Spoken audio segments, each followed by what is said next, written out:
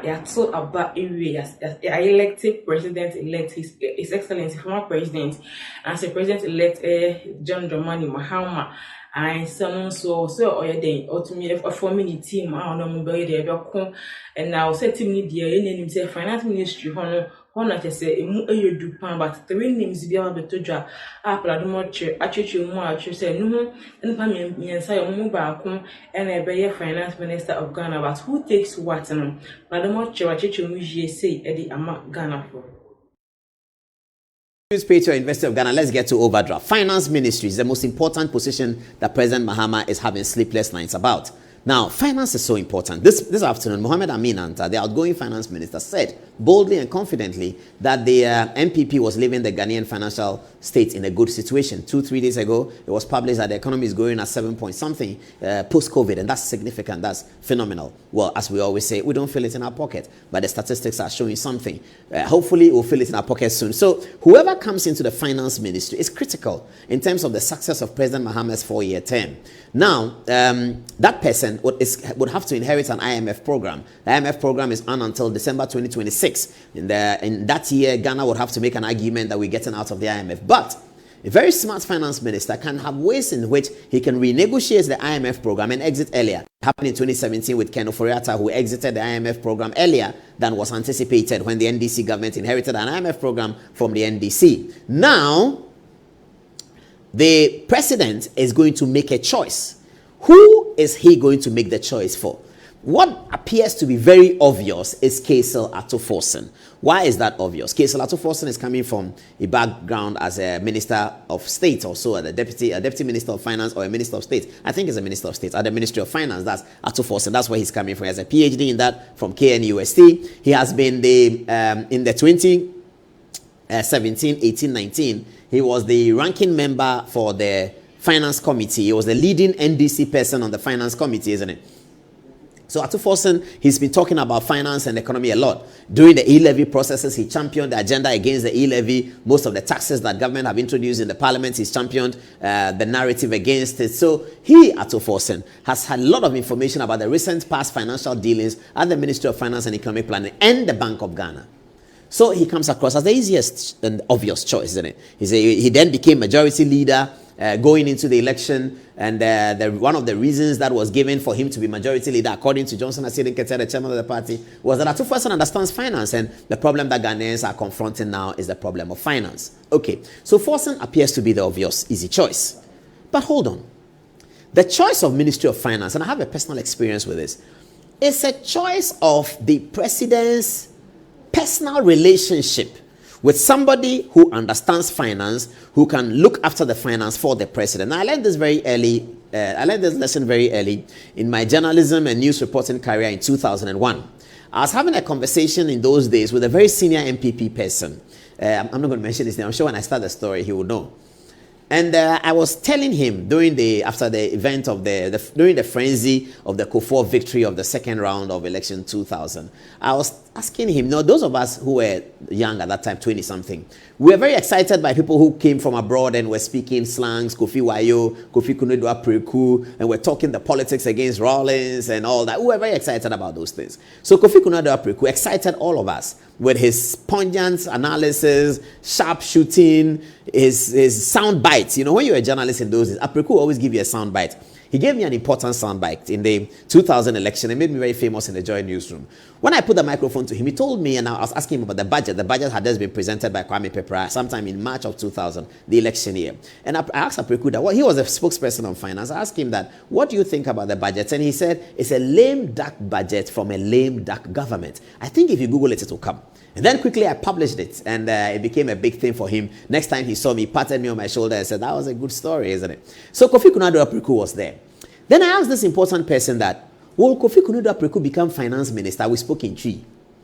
He looked at me and said, Paula Dumochepa, what you say, and when did you are the four in it, you for you share the next administration, say, swim in 7th January, you're stressing number, the umbrella idea, if I can afford, say, my idea, my boy, my coming town, pan idea, my government with no pressure, only maybe I share boss obey at the amount.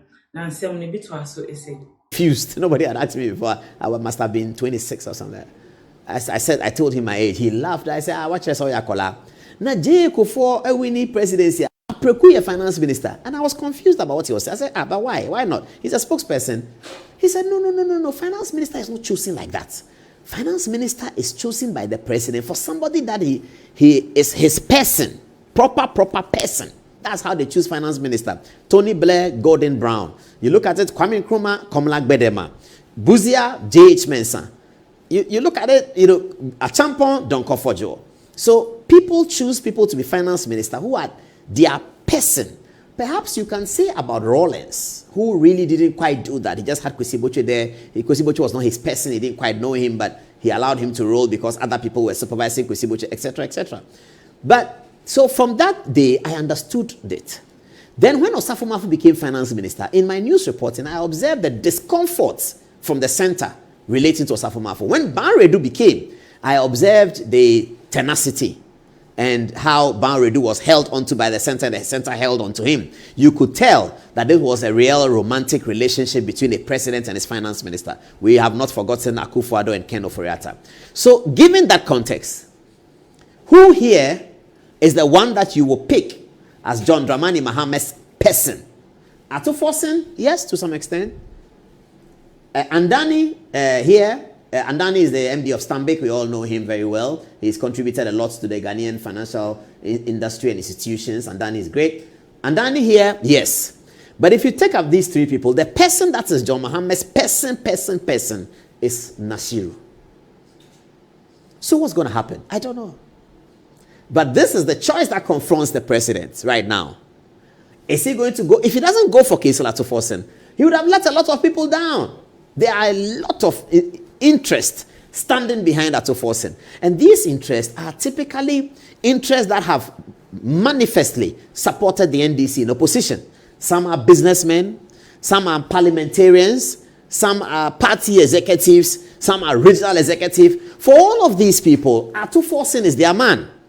When you move the political analysis to the northern region, to Tamale, Nashiru will be the man. Now let me tell you something, and I know this.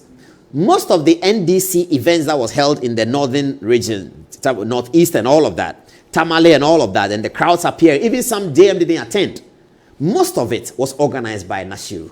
He paid for it, he organized it, he did the security, he did everything. Nashiru did most of the things that happened in Tamale for the NDC. And the results from the north is phenomenal. So you can credit that to Nashiru. You might not be able to credit a result from any part of the region to Atuforsen, but you know that Atuforsen held the parliament together for the NDC strongly. Even with times when he was struggling, he was still pushing. Andani is a great brain, and it's a stabilizing factor. If you put Andani as Minister of Finance, people are going to be calm about it. People are going to think that, oh, we have a finance minister that we can talk to. I guess the same goes for most of them, but more for Andani. Andani is a choice that corporate Ghana will applaud. Corporate Ghana will relax. Everyone is looking at the new president to see what decision he will make and to see what is animating his decisions. Now, if you put Andani there, you satisfy majority of the people, isn't it? So, what is the verdict? My gut feeling is that President Mahama is going to have a hard thinking between Nashiru and Atuforsen, and he's going to choose one of them. That's my gut feeling. I may be wrong, but on Thursday, I'll come back to you with more information. He's calling me. The guy that I told you, Ofa, I don't want to mention your name. I won't mention your name. Don't call me. Don't worry. I won't mention your name. The guy that I told you about the Kufuor story, he's calling me. Ofa, by now he's... You are the four in it, you for interview. They share the next administration. They swim in 7th January. You're stressing them by the umbrella idea. If I'm gonna for say, I'm idea, I'm a coming town. Idea, I'm government with no pressure. Only maybe I share on boss obey at the amount. Now, 70 bit was so easy. 80, I think. Over the year why. And I finish, I'll call you. All right. So I'm thinking that the choice is between Nashiru and Kaysel Atuforsen. By Thursday, when we come back on Good Evening Ghana, I may be able to narrow it down to somebody. And Danny might be going elsewhere. And as we get in, you will see it. Let's move on. Next, this is the big one. Attorney General, Minister of Justice, Godfrey Dame's position. Everybody wants Godfrey Dame's position. Everyone wants Godfrey Dame's position. Look at the list. And it may be longer. So let's start. Let's begin with Marietta Brew. Now, Marietta Brew is the former Attorney General, yeah? She is. And she handed over to Gloria Kufu, who was Godfrey Dame's first boss as he was Deputy Attorney General. Now, Marietta Bru's name was placed on the transition. You remember the transition, the transition, what is still going on, the NDC transition. And Marietta Bru's name came up as the responsible for Justice and Ministry of Attorney General and all of that. Within a few hours, Marietta Bru's name was taken off the list and was replaced by Mahama Ayariga, another lawyer. So, as of now, President-elect John Dramani Mahama and his office take their legal advice relating to what's happening at the transition from Mahama Ayariga. Okay.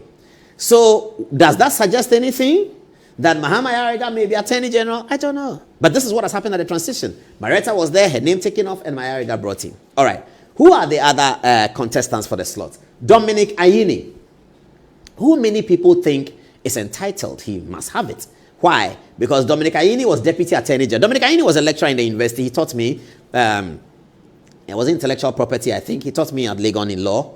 So he was a young lecturer in the university, loved by many students. We all liked him. We liked him because he had a flamboyant Volvo car. And he would allow us to stand around his car and look into the car and look at the engine and look at the seats. And as young students, we were always fascinated by a beautiful car, etc., etc. And Dominic Ayini had a beautiful story about the car. He bought it when he was doing his PhD in America, and he shipped it to Ghana when he came back. Green, beautiful Volvo. We all liked it. And you always know when Dominic is there. When you're a student and you have any trouble, you go to Dominic. Everyone will tell you. You don't have to worry about anything. They'll tell you, go to Dr. Dominic. You get to his office, you tell him, boss, I'm in trouble. Those of us who are, those of us who have those problems. The IA was done and I wasn't there and I was in Parliament, and when I came back, they had done the IA. He will look at you and laugh and say, don't worry, I'll manage it for you. And Dominic will help you. He will always help you. So he was a great person that every student liked. And we didn't know that he was political. We didn't know that Dominic was political at all. Raymond Atububatu taught us in the same season, and you will see a bit of Raymond's left-wing politics coming out when he's teaching. Dominic actually came across as a right-wing thinker. I have to say that. Dominic Ayini, when he was teaching us, came across as a right-wing thinker. But eventually, he joined politics and joined the NDC. Many of the students Dominic had taught, and many of his colleagues at the university, thought that Dominic's joining the NDC was a very positive and useful addition, because they felt that the NDC didn't have the type of Dominic Ayini in their mix. And so Dominic coming in was very, very useful. Okay. So Dominic came in and became Deputy Attorney General, served President Mahama. He's a member of Parliament, by the way. Remember that in these appointments that President Mahama is making, being a member of Parliament is a big plus. Big, big plus. We'll talk about that on Thursday. So that's Dominic Ayini, yeah? Now, Dominic Ayini was Deputy Attorney General. If that fracas, the infamous fracas that happened in Parliament on 7 January 2021, the one that brought Speaker Bagwin to power, if that fracas had not happened and Professor Michael Quay had been elected as was expected to be the Speaker of Parliament, Dominic Ayini, his name had been proposed for First Deputy Speaker. That is the level of respect that the NDC MPs have for him. They felt in 2021 that Dominic Ayini should be the... You are for her and not me be it was a show. And now you're frame your hair, Ghanatube.